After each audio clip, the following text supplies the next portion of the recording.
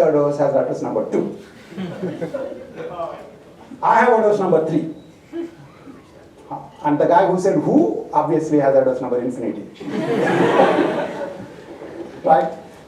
My Bacon number may still be finite because remember I was on this show. So maybe there were some people who were on some show with Kevin Bacon. People know Kevin Bacon number? Okay, this sort of came much later. But anyway, the reason I brought up Erdos is Erdos actually used to talk about different proofs for the same thing. There are, how many of you know that there are like multiple ways of proving Pythagoras theorem? Like a huge number. Like I think it's either Washington or Jefferson also came up with one proof. It was like the thing to do those days. Okay? So the question then, of course, is of all the proofs, which is the most elegant proof? And so Erdos would say, if a proof is really elegant, it says, it came from the book. So he had this idea that the God of mathematics has a book. And there are proofs for every theorem. And if you are able to get the same proof that the God has, then you obviously lucked out. Okay? Set of support may not give you proofs from the book, but it's a proof. Computerized way of solving mathematics gives you pretty ugly proofs. Four-color theorem, for example, has been proved using computers, and it's like 1,000,000 pages long. Other computers will look at it and say, yeah, looks good. And people will say, I think computers are happy, let's leave them alone.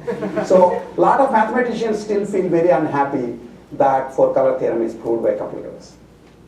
So that's kind of useful to understand that there is actually aesthetics about proofs, but for logical proofs, basically, this is not proofs of world-changing impact. So you're essentially just saying a longer proof is fine if it's sound.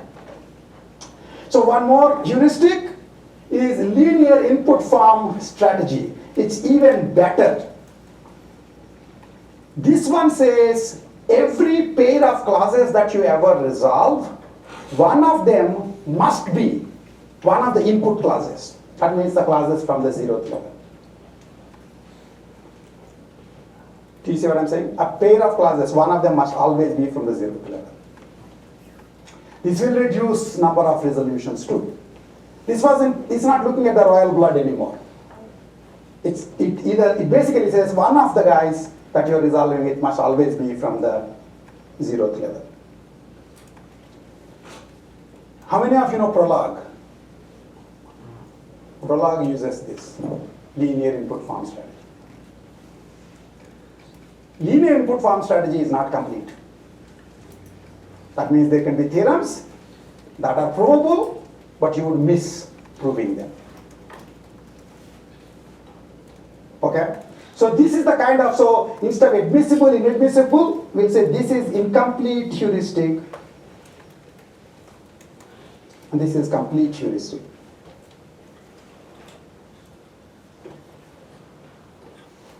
Okay? Kind of nice to see that the A-star search that you know and love, maybe not love, but at least know, basically shows up in a slightly different form. It's a search.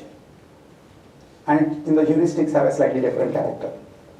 Okay, just as I said I will do, I want to go back and show you this normal form. So in logic, there are actually multiple canonical forms. That means you can write everything in that canonical form.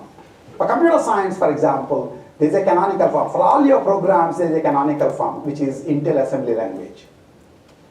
Every program eventually can be written, compiled down into Intel assembly language. You might be thinking, oh, this is Python, this is C, this is Lisp, this is something else. Everything is eventually Intel assembly language. Right? And similarly in logic, everything where for any program you have a compilation, that particular form would be called canonical form. Okay? So in logic there are multiple canonical forms. Actually the one is conjunctive normal form, which is basically CNFs, and it is a conjunction of clauses of the kind we are looking at. That's called CNF. So this is the form we are looking for. And there is also a disjunctive normal form, DNF, where every clause is a conjunction of literals, and they are disjoined together. They both have uses. We are mostly interested in the CNF form. And the fact that I said they are canonical, you kind of can see that any logical sentence can be converted into them. Okay? Before I show you the actual way of converting, it's useful, since we are here, to talk about another form called the Hahn form, Hahn logic. Hahn logic essentially is trying to capture something like this. A and B and C implies D. It's trying to capture something like that. So it wants to be able to write all sentences which are of this form. When was the last time you saw sentences like that? Those of you who said you know Prolog, Prolog writes sentences like that. It has a different syntax. It will say, it has a different syntax. It says D, A, B, C. Now it looks the same, right? Okay, that's Prolog. Okay, now it turns out that Hahn clauses essentially are a restricted form. They are not canonical. Not everything can be converted into Hahn clauses. In particular, the way to prove that something is a Hahn clause is this simple idea that it is a CNF clause which has at most one positive literal. A CNF clause with at most one positive literal. You see why, right? Because A and B and C implies D. You convert this into clausal into the disjunction form, it would be negation of A and B and C are D. Negation of A and B and C is what? Boolean logic. Negation of A or negation of B or negation of C. Do you see what I'm saying? So there are three negative guys and one positive guy. It's a Hahn clause. Do you see what I'm saying? Hahn clauses are a restricted form and they're essentially engineered such that all you will ever need to prove all the theorems, if your knowledge is in Hahn clause form, is modus ponens. You do not need resolution. Of course you can get by with resolution too, because resolution is the most general form. Do people see this? Okay? What does Prolog use? Essentially, Prolog uses modus ponens. In fact, in the days when I didn't have to put one more TensorFlow project for you guys so that you can write it on your resume, we would have a project for writing a Prolog interpreter. You know how to write a Prolog interpreter, at least for the propositional case, because you have all the theory in front of you. Do you see what I'm saying? Prolog is not just that, because Prolog also has this cut operator which changes a bunch of things. Let's not go into that. But the pure Prolog is supposed to be just Hahn clause theorem proving. The beauty of Hahn clause theorem proving is while theorem proving on normal logical databases is co-NP complete, the complexity, for Hahn clauses it's only polynomial. Okay? And in general, that's because, if you remember when we were talking about resolution, we mentioned the fact that for resolution will involve case analysis.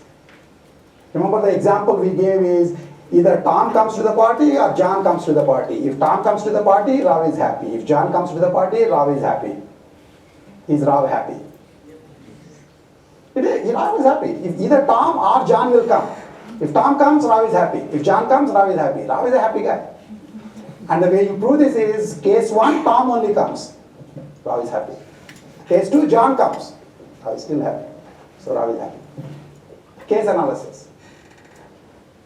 For modus ponens, you don't do case analysis. You just do subgoaling, subgoaling, subgoaling. In some sense, actually, the way Prolog operators work is to prove D, you try to prove A and B and C. And there may be another rule basically saying if you can give P and Q, I can give you A. So then to prove A, you try to prove P and Q. And maybe you are given P and Q to be true. So that part of the proof tree gets over there. And then you still have to prove B and C. When you prove all of these, then you can just write D. It's a very simple, non-case, there is no case analysis for Prolog. You see what I'm saying? Okay, so it's useful to know Hahn clauses exist because that's just part of a matter of knowledge. People will, anybody, if you say, logic, then they ask, is this in Hahn form? Okay, in the case of, if you write clauses this way, then, for example, A and B implies P or Q. Is that a Hahn clause? No. If you said A and B implies P, that's a Hahn clause. If you said A and B implies P or Q, no, it's not a Hahn clause. Either you can see it that way or you can convert it and realize that it is actually of the form not A or not D or P or Q. And in this clause of length 4, 2 of them are negative polarity, 2 are positive polarity. For something to be a Hahn clause, you can have at most 1 positive polarity. You look at the definition, it looks, who came up with this crazy definition? But if you look at the implication, you know why. Because on the other side of the implication, there should only be one guy sitting. Okay? So it turns out this is also a canonical, but it's a restricted canonical form. That means it's not complete. Not everything can be converted into this. But if you can convert your knowledge base completely into Hahn clauses, then you don't do resolution theorem proving. Instead, you do Prolog. You do essentially forward chaining. You do chaining. So last time people used to, when I first joined at ASU, way before your parents were born, they used to tell me that the classes would have to be almost held in a stadium. Why? Because that was the expert systems revolution time. What is an expert system? It was a bunch of rules that experts know are being used in this company, and then putting these rules together to prove theorems. Essentially, that's the theory of expert systems. Of course, on top of it, we can start uncertainty, then you will get into Bayes networks. So this, basically, most expert systems were doing this stuff. Backward and forward chaining on modus ponens rules. Because a rule by definition is, if this is true, this is true, this is true, then you have this. Typically, nobody gives you the rules of the form, if this is true, this is true, this is true, then you have this or this or this. That's a harder kind of a rule. You see what I'm saying? This is expert systems. So if you're in 80s, this is what you'll put on your resume. Okay?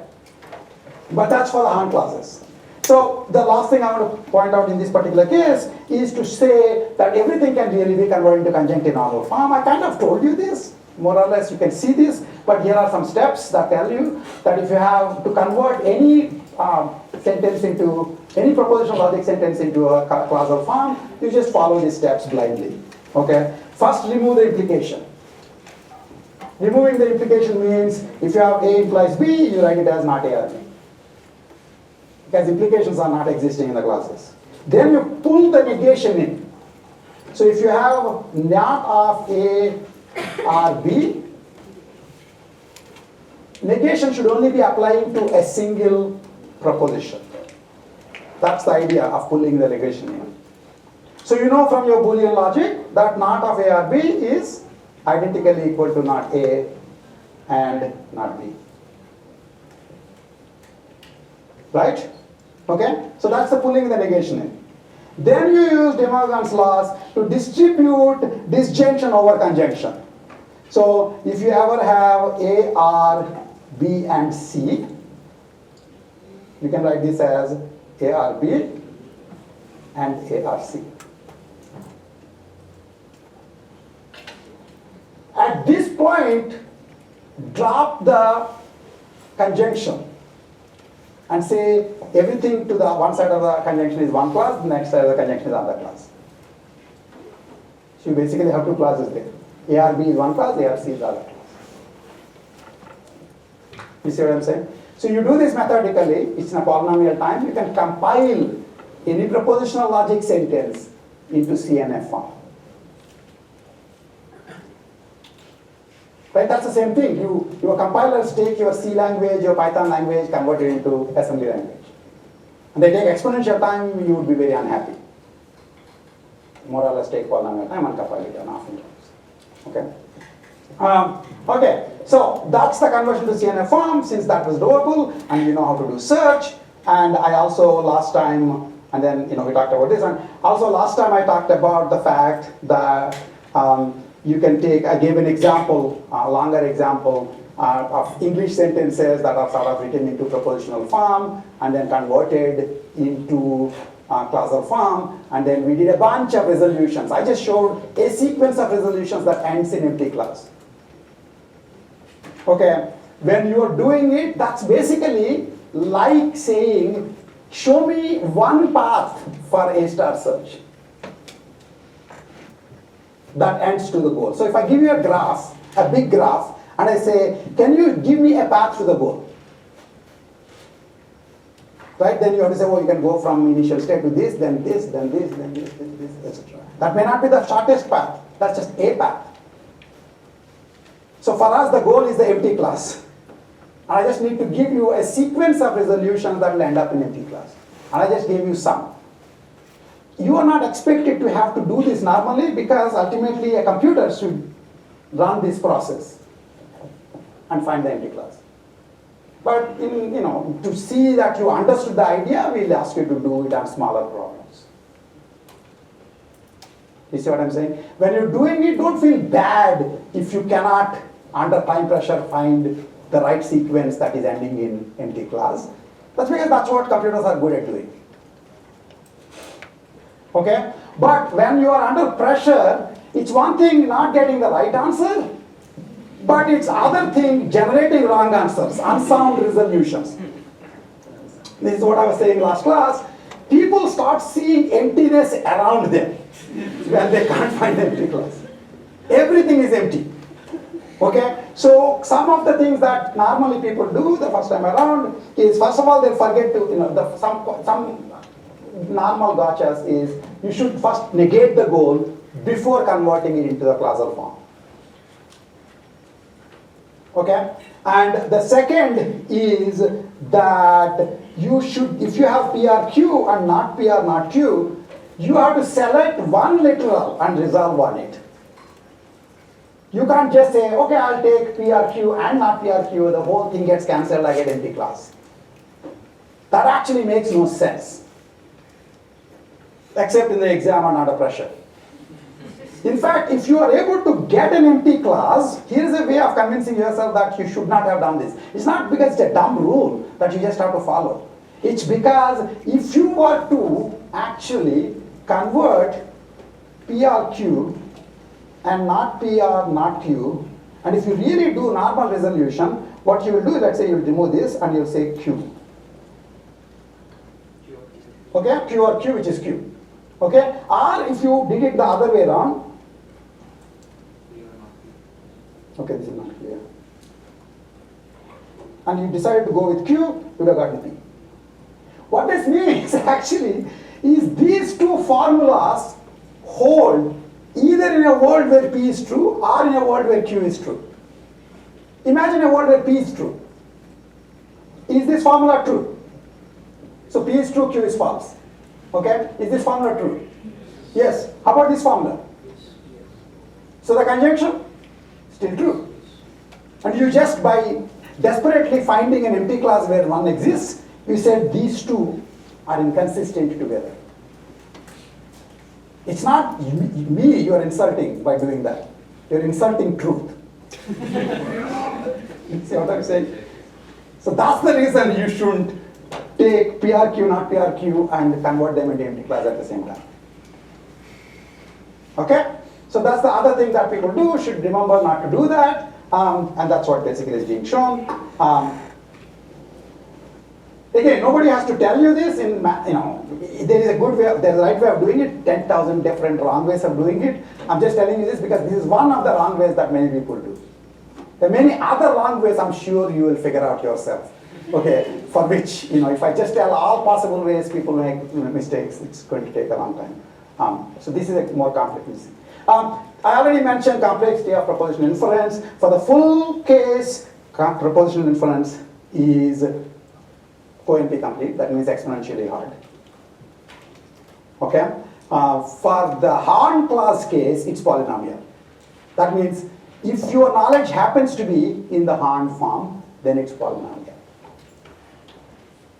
This actually led to a sort of a strange thing in AI at one point of time, which is, what if, even if you have knowledge that actually is not in Horn class's form, but you like Horn class theorem proving because it's cheaper, you just remove the things that have non-Horn class stuff. So you say A and B and C implies P or Q, a Q go away. Now it will be A and B and C implies P, Horn class. Do you see what I'm saying? This is the classic case of human civilization, like the drunk searching for the lost keys under the light. You guys know this, right? First of all of science is oftentimes like this. The drunk is searching for the keys under the light, and you ask, did you lose the keys here? No, the keys were lost somewhere there. That's too dark, so I'm searching under the light here. Okay, so you're solving this, you converted the knowledge that you know into a form that it's not supposed to be in, just so that you can use the cheaper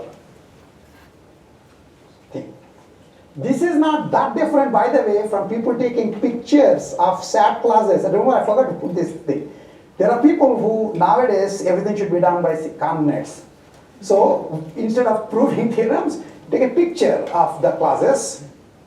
I kid you not, I'll send you a link on the Piazza, and then submit it to a ConvNet and see what happens. Something might happen. Sometimes you can actually get a AAA paper. In this particular case, I hold my head in shame. It actually went to AAA. Okay, but so if you are the first guy to make an egregiously silly thing, you will actually get the paper. But then you will become notorious. You will be talked about in the class this way, not the other way. Okay? Okay, so the couple of things that I want to do for the rest of the class, including the extended period, is essentially talk about the applications of propositional logic. One you already saw, theorem proving, it involves search. The other I kind of mentioned, satisfiability checking. I want to mention a little more about it, because that's basically the same as constraint satisfaction problems. There's an entire chapter separately for that, but I want you to understand that you pretty much know the theory, how to do constraint satisfaction problems. And the third that I'll probably get into in the extended period is the propositional planning, which is you write actions in terms of preconditions and effects. You're given the goal states as a bunch of propositions that have to be made true, and the initial state is given in terms of the propositional truth falsity values, and you put these actions together such that you reach the goal state. So this is essentially exactly A star search, except being done in a non-atomic representation. And the beauty of it is, you will see, one of the great ideas that you'll get to see is, while normal A star search just sort of goes from initial state to goal state, you can also start from goal state to initial state, which you would say it's not surprising, except in real world, you never are specified goal state completely. You see what I'm saying? Your current state is you are wearing green shirt, red pants, have long hair, feeling sleepy, etc., etc. Your goal is to pass this class. What shirt are you wearing that day? I don't care. I don't really care if you're wearing anything. You just have to pass the class. You see what I'm saying? Goals are like that. Goals are given only partially. Initial state is given completely, goals are given partially. That means there are many, many, many real world states where you could have passed this class. You pass the class with long hair and red shirt. You pass the class with short hair, green shirt. And you pass the class more likely with really, really long hair, extremely sad face, and some clothes. You passed. All of them are solving goal. Okay? So the interesting question then is, how can you go, when I know that there are many different goal states, how can I search from goal states towards the initial state? Which goal state do I search back from? In the normal A-star search, if I say go from S to G, those are two nodes in the graph. You could have either gone from S to G or gone from G to S. It didn't make any difference. If it's a graph. The way you wrote the A-star search, G was actually an opaque procedure. It will take a node and say yes or no, which already actually allowed for the fact that more than one state can be a goal state. That's why you always just went in the forward direction. But if you consider this representation, we'll talk about how to actually do this reasoning in the backward direction without changing anything. That's the advantage you get for not being in atomic representations. Okay? So those are the two things that I'm going to do. First is the SAT problems, SAT. So I've never realized, I didn't go to high school here, you probably can't tell from my accent. So I just assumed SAT means this. And so when I try to talk to normal people on the street, they'll say, oh, you poor guy, you're still taking SATs, which you guys call SATs or SATs, But this is the real SAT, okay? Boolean satisfiability problem, which it turns out, as we mentioned essentially in the last class, this is the kind of problem where you have a bunch of clauses and you're trying to find the truth falsity values for the variables such that all the clauses are satisfied. That's it. And I told you that one idea is essentially to have a systematic search where you start with one node, some variable, and then consider its truth and falsity values, and then continue. So at any given node, by that time you would have given some number of nodes their values. So for example, if I'm here, I have given Joe to be true, Tom to be true. Okay? The question is, if Joe and Tom are both true, C1 is violated. Right? Anytime a single constraint is violated, you can kill that branch in search.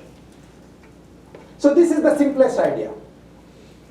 Okay? And I told you that you should never do anything other than depth first search in this kind of problems, because it's a finite tree. How deep is this tree going to be? What? How deep is this tree going to be? Oh, say it loud. No, I want a number. How deep is this tree going to be? What? How many clauses? So he has taken something. So he says how many clauses you have, as deep as the number of clauses. Anybody agrees with him?